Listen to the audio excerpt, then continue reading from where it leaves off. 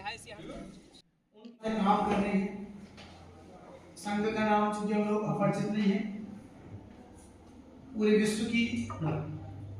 विश्व को परिवार मानने की बात हो या वसुदेव कुटुंबकम की बात हो या विश्व को सनातन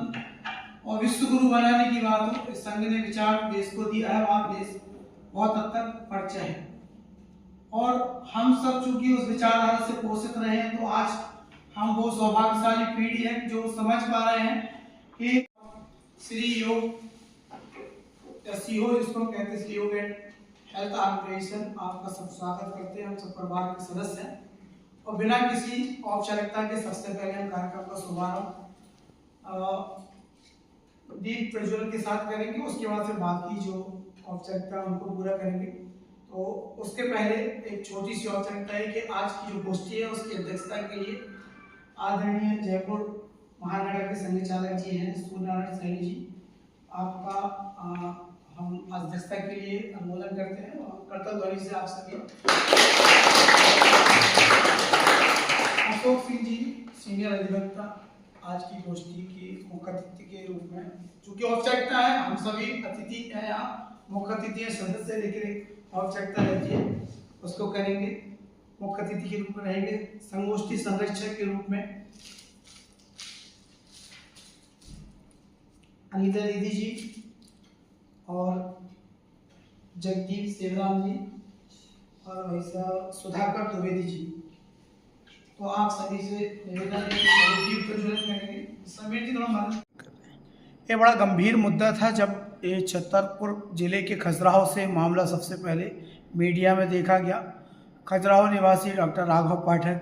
ने अपनी बच्ची के सिलेबस में एक ऐसा मामला देखा जिससे उनके पैरों के नीचे से जमीन खिसक गई। इस मामले को लेकर बागेश्वर धाम के पीठाधीश्वर पंडित धीरेन्द्र शास्त्री महाराज ने भी बयान दिया था और ये संयोग है कि जो अभी सीहो संस्था है राघव पाठक द्वारा अनुमोदित और संचालित, उसके द्वारा और पंचन धाम न्यास के द्वारा एक ऑर्गेनाइजेशन के साथ मिलकर यहाँ पे एक बहुत बड़ा संगोष्ठी, विचार संगोष्ठी रखी गई है और जिसमें देश के विविध प्रांतों के, अलग अलग राज्यों के, अलग अलग विविध क्षेत्रों में काम करने वाले लोग यहाँ पहुँचे हैं और उन सब के बीच इस बात को लेकर चिंतन हो रहा कि आज जो बच्चों की नौजवान पीढ़ी है, नई पीढ़ी है, वो बच्चे किस तरीके से उनका ब्रेन वॉश करके शिक्षा के माध्यम से उनके मन को दूषित किया जा रहा, विचारों को दूषित किया जा रहा और संस्कृति से दूर किया जा रहा। तो उसी सब चिंता को लेके एक संगोष्ठी है, 3 दिन की संगोष्ठी है और इसमें विचार मंथन हो रहा है इस बात को लेके कि बच्चों को कैसा सिलेबस दिया जाए, क्या पढ़ाया जाए, कैसी शिक्षा दी जाए, उन्हें क्या ऐसा सूत्र दे दिया जाए बच्चों के हाथ में कि जो पीढ़ियां बिगड़ रही हैं या जिनको बिगाड़ने का प्रयास किया जा रहा या संस्कृति से दूर किया जा रहा, वो अपनी दिशा से भटके ना और सही दिशा में एक राष्ट्रवादी चिंतक, विचारक के साथ साथ एक राष्ट्रभक्त नागरिक के रूप में इस देश में निकल पाए। तो अलग अलग क्षेत्रों में काम करने वाले जो प्रतिभागी इस संगोष्ठी में आए हैं, इसे अगर राष्ट्रीय संगोष्ठी भी कहेंगे तो बिल्कुल गलत नहीं होगा, क्योंकि इसमें जो देश के मतलब विदेश से भी लोग पहुँचे हैं और देश के अलग अलग क्षेत्रों के, राज्यों के लोग भी पहुँचे हैं। स्वरूप छोटा है लेकिन उद्देश्य बहुत बड़ा है और गुणात्मक रूप से भी बहुत मजबूत एक चिंतन को लेकर यहाँ से निकलने की बात है। और अगर इस समुद्र मंथन रूपी संगोष्ठी में कुछ अमृत निकलता है तो ये भी तय है कि आने वाले समय में बागेश्वर धाम के पीठाधीश्वर पंडित धीरेन्द्र शास्त्री महाराज के माध्यम से इस अमृत को पूरे भारत में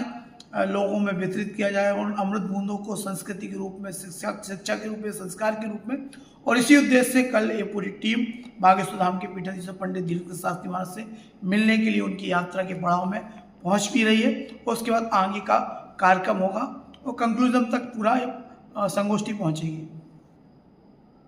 एनसीईआरटी के मुद्दे को लेकर हम लोगों की चिंता ये थी, लव जिहाद जो अभी तक हम सुन रहे थे कि बड़े बच्चों में होता है, 16 से लेकर 17, 18, 20, 22 तक के बच्चों में होता है। अब हम महसूस कर रहे हैं कि वो किताबों के अंदर उन छोटे बच्चों की किताबों में भी डाला जा रहा है। इस तरह से कोशिश की जा रही है, प्रोजेक्ट करा जा रहा है कि जो एक विशेष धर्म के व्यक्ति हैं, लड़के हैं, वो ज़्यादा उनको पसंद करती हैं, हिंदू धर्म की लड़कियाँ, सनातन धर्म की लड़कियाँ। तो वो जो छोटे छोटे बच्चों के मानसिकता को चेंज करने के लिए एक हम किताबों में महसूस कर रहे हैं कुछ ऐसे पाठ्यक्रम आ रहे हैं उनके प्रति सब लोगों ने, जो कि हम बैठे हैं सारे पेरेंट्स हैं, सबका रोष था और सबने कहा है, सोचा है कि हम इसके लिए आवाज़ को उठाएंगे, सरकार तक लेके जाएंगे और कहा जाएगा कि NCERT किताबों की विवेचना करें और ये देखें कि यहाँ भी इस तरह का जो मामला है, इस तरह का मटेरियल है, उसको विवेचना करके हटाया जाए और उन किताबों से इस तरह की कोई भी अपेक्षा न हो बच्चों को, जैसे उनका इस पर्टिकुलर लव जिहाद के प्रति विचार बढ़ रहे हैं, मोहब्बत बढ़ रही है, उस चीज़ के। लव जिहाद एक बहुत बड़ा विषय है जिसमें कि मुस्लिम धर्म के नौजवान जो युवक हैं वो हिंदू धर्म की बालिकाओं को बहला फुसला करके उनको शादी विवाह करके निकाह करके उसके बाद उनको छोड़ देते हैं। ये गंभीर विषय है, समाज में बहुत एक अभिशाप है समाज में, इसके विषय पर आज गहन चर्चा हुई है और इस तरीके की चीज़ें अगर पाठ्यक्रम में आएंगी तो ये एक बहुत ही क्या कहते हैं विचार करने वाली और बहुत ही गंभीर विषय है, इसके रूप में इसको लिया गया आज इस संगोष्ठी में। इस तरीके की पाठ्य पुस्तकों में कोई भी चीज़, कोई भी अंश आता है उसको गंभीरता से लिया जाएगा, उसको सरकार के संज्ञान में लाया जाएगा और इस तरीके की कोई भी चीज़ होगी तो उसका प्रचार प्रसार जो है वो हम लोग अपने माध्यम से करेंगे और इसके खिलाफ जो है कड़े से कड़ा कानून बनना चाहिए लव जिहाद के खिलाफ, और ऐसे विषय अगर किसी पुस्तकों में पाए जाते हैं तो उन पुस्तकों को तुरंत बंद किया जाना चाहिए। कार्यक्रम रहा खजुराहो में आज का आप लोग? हम उस विषय पे संगोष्ठी अभी संपन्न हुई है, हम उसको अपनी आवाज़ को बुलंद करेंगे और सरकार से भी प्रार्थना करेंगे कि ऐसे घटनाक्रम, ऐसे विषयों से बचें जिसमें समाज का अहित हो, बच्चों का जीवन के भविष्य के लिए एक संस्कार से युक्त शिक्षा दी जाए जिससे बच्चों का भविष्य सेफ हो। वो कह देगा तुझे जान देनी तो सर भी कटा देगा, काट भी लेगा। तो हमने राघव ने तय किया कि हम लोग का एक प्रोजेक्ट सीओस था, बीच में डरा था, चल रहा था, नहीं चल रहा था, अपने जीवन में व्यस्त थे, लेकिन जब व्यक्तित्व निकल के आए तो फिर लगा कि हम लोग जहां से छोड़ दी थी वो चीजें उसको शुरू किया जाए और फिर एक भूमिका रची गई और आज हम सब यहाँ बैठे हैं। औपचारिकता ज्यादा न करते हुए विषय सबके संज्ञान में आ गया होगा। शुरुआत परिचय से करेंगे, सबका परिचय हो जाएगा। परिचय अपना अपना देंगे, जैसे हमारी परिवार की परंपरा है और जो भी दायित्व है, जिन क्षेत्रों में हम काम कर रहे हैं, जो अनुभव है, सुधार किया जाए उसके लिए तो हमें सरकार से ही वो करना पड़ेगा कि अपना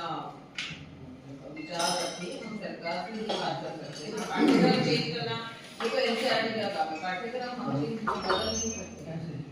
हम ये कर सकते हैं कि मतलब हम जितने बच्चों को अपनी तरफ से विकसित कर पाए, अपनी तरफ से जो कर पाए, जैसे पुराने जमाने में सरदार जी ने शुरू किया था या आदि समाज गाँव जाके इतना हम मेहनत कर सकते हैं तो हम लोग करें ना।